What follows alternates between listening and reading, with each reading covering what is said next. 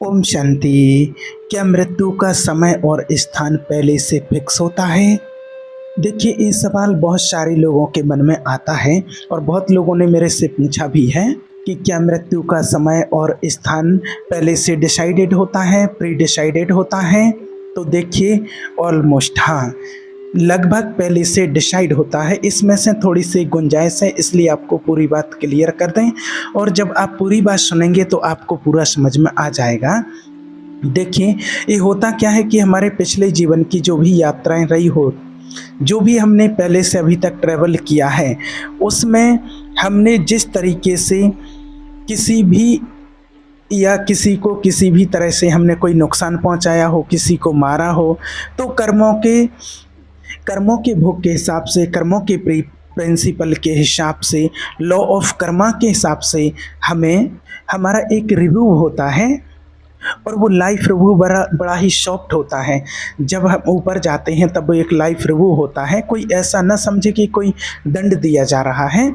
ऐसा नहीं है कि कोई यमराज बैठे हुए हों, चित्रगुप्त बैठे हुए हैं कि लेकर आओ इसके सामने और खोलो इसका खाता और निकालो इसने कौन कौन से पाप किए हैं और डाल दो इसको गर्म तेल के कढ़ाई में। नहीं, ऐसा तो नहीं होता है और ऐसा नहीं देखा है। देखिए, लाइफ रिव्यू देखे हैं, कई डॉक्टरों ने भी इसके लाइफ रिव्यू देखे हैं।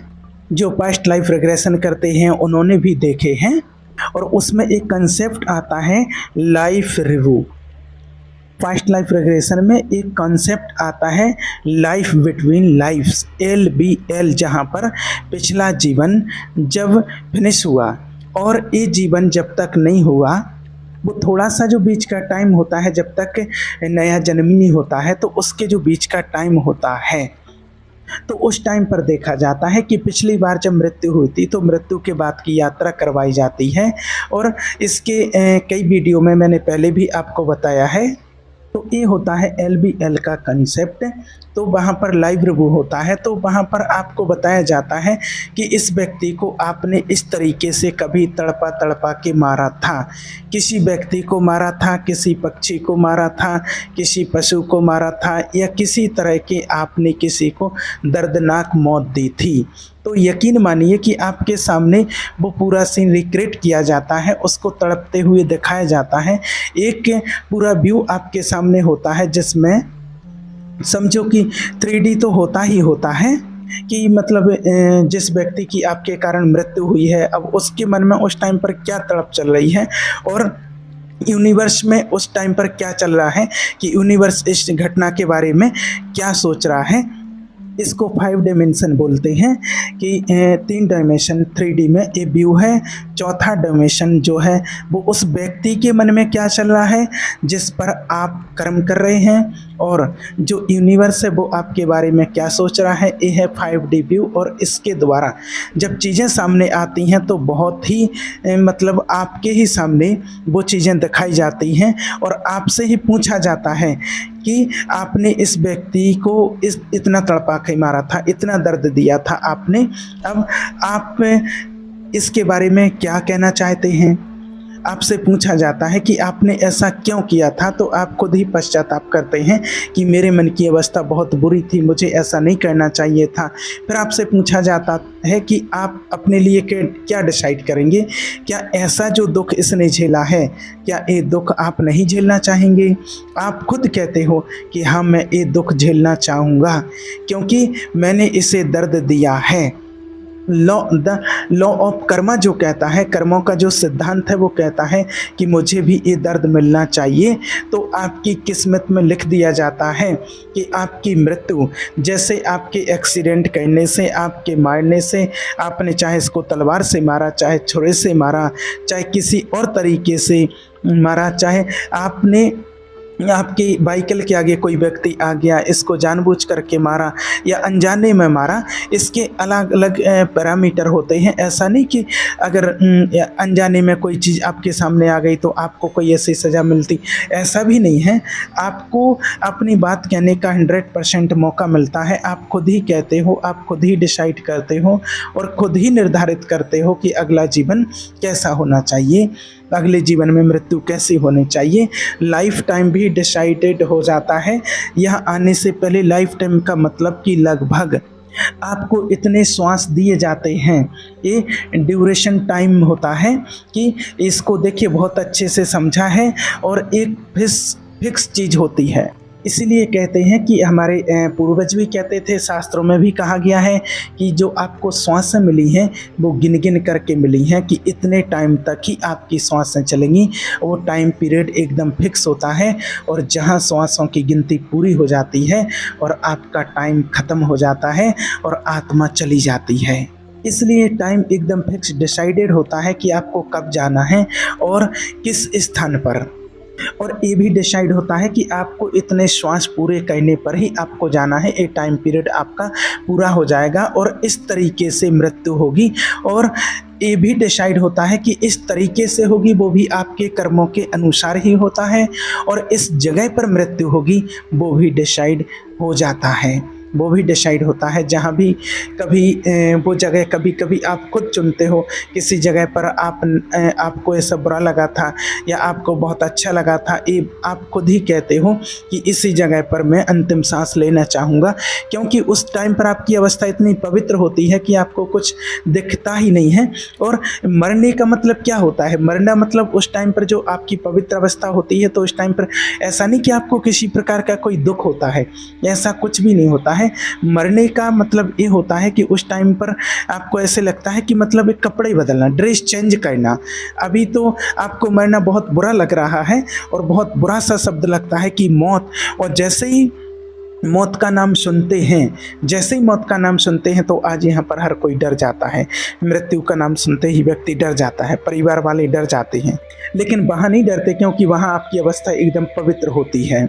और वहाँ पर तो आपको बिल्कुल ऐसे लगता है कि चेंजिंग द क्लॉथ्स, ये वाले पुराने कपड़े उतार कर फेंक दूंगा और नए कपड़े धारण कर लूँगा, इस जगह पर मैं करना चाहूँगा, इस तरीके से करना चाहूँगा। तो ये चीज़ें डिसाइडेड होती हैं, कारण तक भी डिसाइडेड हो जाता है। इसलिए अब किसी ने देखिए, अगर किसी को तड़पाया है तो या तो वो व्यक्ति ही तड़पाएगा जिसको तड़पाया है। अगर किसी ने आपको तड़पाया है, मतलब आपने किसी को जानबूझ करके तड़पाया है, तो आपको कोई तड़पाएगा, ज़रूर तड़पाएगा। और देखिए, ये कई लोगों को बुरा लग सकता है कहते हुए, तो उनसे माफ़ी चाहेंगे, लेकिन ये आपने खुद चुना होता है। कभी कभी आपने तड़पाया नहीं, लेकिन कोई किसी कारण से आपसे एक्सीडेंट हो गया है, तो अनजाने में अगर हो गया है, तो अनजाने का मतलब ये होगा कि आपकी डेथ तो होगी, लेकिन ना तो उतनी पीड़ा झेलनी पड़ेगी और ना ही वो व्यक्ति सामने आएगा। ऐसा ज़रूरी नहीं है, क्योंकि वो व्यक्ति अपने कर्म के हिसाब से कहीं और भी हो सकता है, लेकिन आपको वैसे ही डेथ दी जाएगी जैसे ही आपने किसी को दी थी और फिर आपने चुना था कि मेरा जीवन ऐसा ख़त्म हो।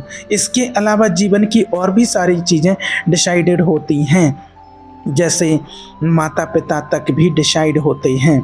आप खुद चुनते हो, इनको मैं माता, इनको पिता ऐसे चुनना चाहूँगा, क्योंकि इनके प्रति मेरा लेने देने का कुछ रिश्ता बाकी है। पिता बच्चों का और माता पिता का जो संबंध है, इसके लिए मैंने पहले ही वीडियो बनाया है, और कि संतान कितने तरह की होती है। ऐसे पति और पत्नी आपके डिसाइडेड होते हैं, पार्टनर भी ऑलमोस्ट डिसाइडेड होते हैं, और किस व्यक्ति के साथ में जीवन बिताना चाहते हैं, किसको मैं सुखी या दुखी करना चाहता हूँ।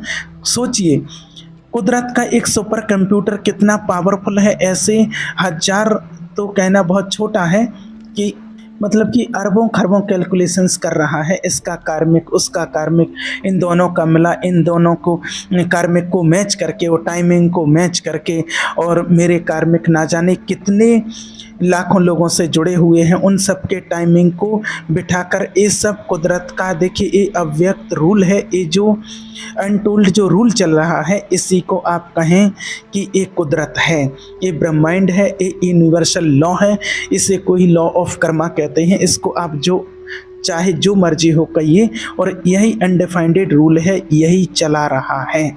समझिए इसको आप, और इसी को ही, इस प्रिंसिपल को अगर आप समझ लेते हैं तो आपके लिए मुक्ति का द्वार आसान हो जाएगा। क्योंकि अब एक चीज़ जो क्लियर करके समझ आती है कि इस जीवन में अगर मैं माफ़ करता चला जाऊं लोगों को, सबसे पहली बात तो हमें बुरा कर्म करना ही नहीं है, मुझे करना ही नहीं है, जितना कम कर सकें उतना अच्छा। और गलती से अगर कोई कर्म हो गया है या गलती से कोई कर्म हो जाए तो उसके लिए माफ़ी मांग लो। और अगर किसी और ने मेरे प्रति कुछ बुरा किया तो उसके प्रति मैं कोई दुर्भावना ना रखूं, उसको जल्दी से जल्दी माफ़ कर दूं। माफ़ी मांगना और माफ़ करना, ये दो जो पार्ट हैं, ये जो सबसे इजी स्टेप हैं कल्याण करने के, अपनी आत्मा का कल्याण करने का सबसे बेहतरीन साधनों में से एक साधन है। इसको आप ज़रूर जीवन में अपनाइए और हर रात सोने से पहले याद रखना, माफ़ी मांगना और माफ़ करने का प्रोसेस हमें कर लेना चाहिए कि हे प्रभु, अगर गलती से भी मेरे मन वचन कर्म से अगर किसी का दिल दुखा हो तो मैं माफ़ी चाहता हूँ, और किसी ने अगर मेरा दिल दुखाया हो तो मैं उसे माफ़ करता हूँ दिल से। तो इस तरीके से जब आप रोज़ करेंगे तो आपके किसी भी प्रकार के, मतलब कि किसी भी तरह के कोई नए बंधन नहीं बनेंगे और आप आसानी से मुक्ति की राह पर आप पहुँच जाएंगे। इसलिए आप इस बात का ज़रूर ध्यान रखें। देखिए, ये चीज़ तो बहुत सारे लोग पूछते हैं, वो मैंने आपको आज क्लियर करके बताई है कि कैसे उसी जगह पर जाना हुआ उनका, या वो उस जगह पर नहीं जाते तो शायद उनकी मृत्यु नहीं होती, या फिर उस टाइम पर नहीं जाते वो टाइम निकल जाता। लेकिन ना टाइम निकलता है ना वो जगह निकलती है, वो फिक्स होती है। इसलिए आप बिल्कुल भी, अगर आपके परिवार से ऐसे कोई चला गया है, क्योंकि आज का वीडियो इसीलिए बना है कि मेरे पास ऐसे बहुत लोगों के काफ़ी दिन से कॉल मैसेज आ रहे थे, तो इसलिए आपके लिए वीडियो बनाया है। और इसको आप ध्यान से समझिएगा और देखिएगा तो आपके दुख दूर हो जाएंगे। और रात को सबको माफ़ करके ही सोइएगा, ये आप नियम बना लीजिएगा रोज़ का। ठीक है, ओम शांति।